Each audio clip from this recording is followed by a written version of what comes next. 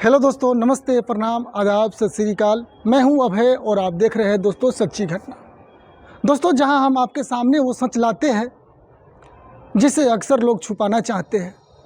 आज की घटना एक ऐसे औरत, एक ऐसे पति और एक ऐसे गैर मर्द की कहानी है जिसने एक खुशहाल दिखते परिवार को अंदर ही अंदर खोखला कर दिया।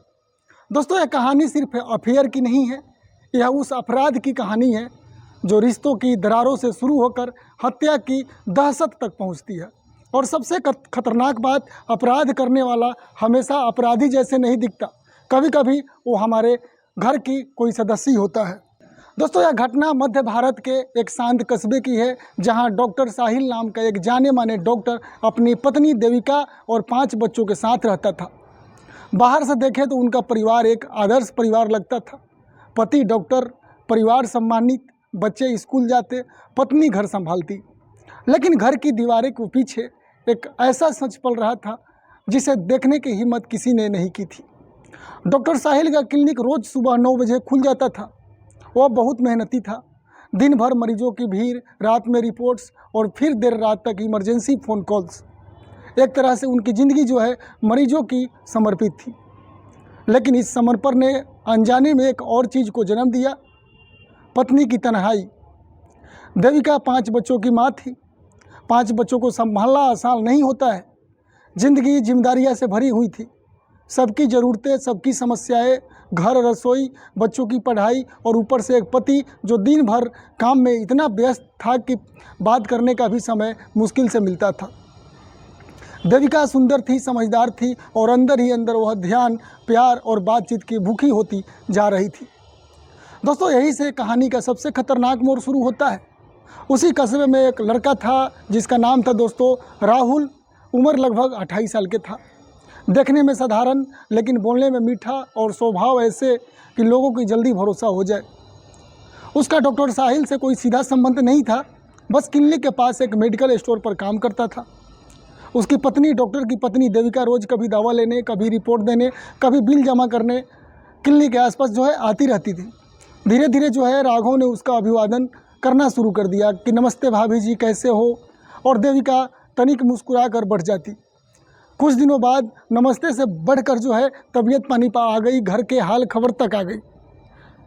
देविका को शायद ये भी अच्छा लगता था कि कोई उसकी भावनाओं को जो है सुनने की कोशिश कर रहा है, कुछ ऐसा जो अपने पति से नहीं मिलता था। दोस्तों, उस देविका को जो है उस अनजान लड़के की बात बहुत अच्छा लगता था। धीरे धीरे उसका बातचीत का सिलसिला बढ़ने लगा। राघव जो था एक चतुर इंसान था। वो जानता था कि देविका के जीवन में क्या कमी है। वो उसके बच्चों की तारीफ़ करता, उसके वक्त की तारीफ़ करता, उसकी जिम्मेदारियों की तारीफ़ करता। और इंसान वहीं खींचता है जहां उसे तारीफ़ मिलती है। कुछ ही महीनों में जो है देविका और राघव का रिश्ता एक ऐसी सीमा पार कर गया जहां सिर्फ बातचीत नहीं, एक गुप्त जुड़ाव बन चुका था। देविका जो है जब भी क्लिनिक जाती वो राघव से मिलने का मौका ढूंढती। राघव भी जो है समय निकालकर उसे पीछे पीछे खाली जगहों में बात करता। यह रिश्ता जो है धीरे धीरे बहुत गुप्त हो गया। लेकिन बात जो बढ़ रहा था और उसके बढ़ते बढ़ते बात को जो है और जो है खतरनाक होने लगा। देविका घर में शांत रहती थी, लेकिन अंदर ही अंदर वो 2 जिंदगी जी रही थी, एक पत्नी की और एक माँ की और एक गुप्त प्रेमिका की। वो कभी कभी घर को काम छोड़कर राघव से मिलने चली जाती थी। 5 बच्चों की माँ और पति का यह भरोसा ही नहीं था कि कोई और भी हो सकता है। लेकिन कस्बे में बातें छुपती नहीं। कुछ लोगों ने देविका को राघव के साथ देखा कि धीरे धीरे ये बात डॉक्टर साहिल तक पहुंच गई। साहिल ने पहले इस बात को मजाक समझा कि मेरी पत्नी 5 बच्चों की माँ, वो ऐसा कर ही नहीं सकती। लेकिन जब बात 2-4 लोगों ने दोहराई तो उन्हें शक धीरे धीरे होने लगा। पति होने के नाते उनका दिल मानने को तैयार नहीं था, बट दिमाग कह रहा था कि कुछ तो गलत है।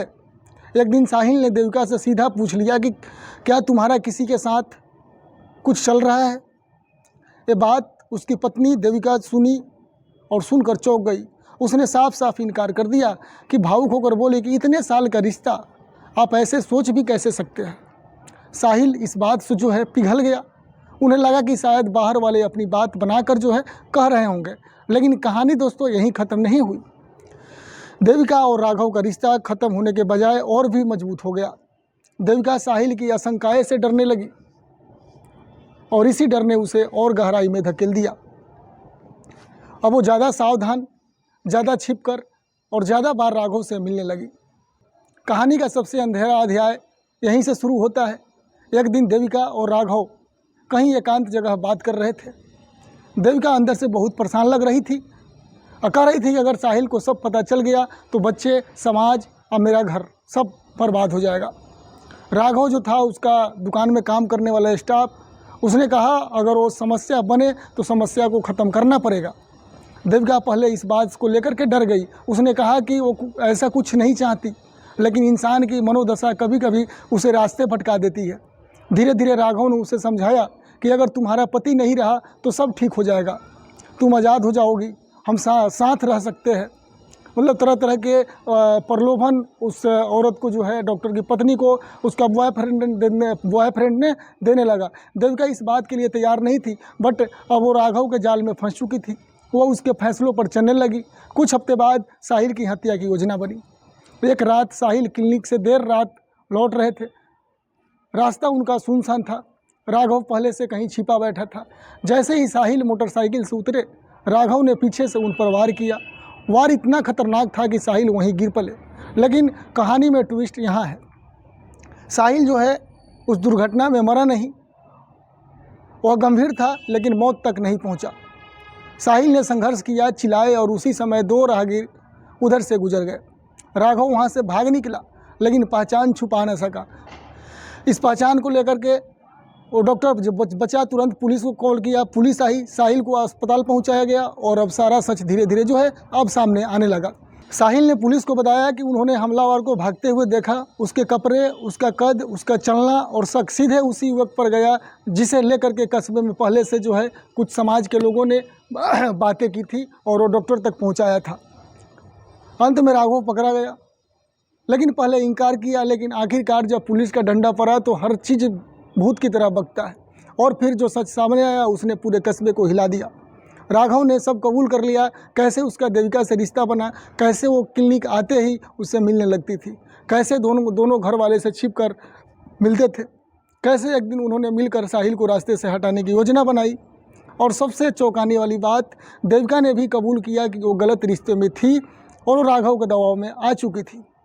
अदालत में मामला गया। राघव की हत्या की कोशिश और साजिश के आरोप में जो है सज़ा मिली। देविका को भी षड्यंत्र का हिस्सा माना गया। 5 बच्चे रिश्तेदारों के पास चले गए और जो है जब पुलिस देविका को ले जा रही थी तो कस्बे की औरतें उसे अपमानित नज़रों से जो है देख रही थी। लेकिन अगली सच यह है कि ये अपराध केवल एक प्रेम संबंध का नहीं था। यह अपराध एक टूटते हुए रिश्ते, तन्हाई, उपेक्षा और गलत फैसलों का था। अपराध सिर्फ हत्या की नहीं बल्कि उस भरोसे का था जिसकी नींव पर एक परिवार खड़ा होता है।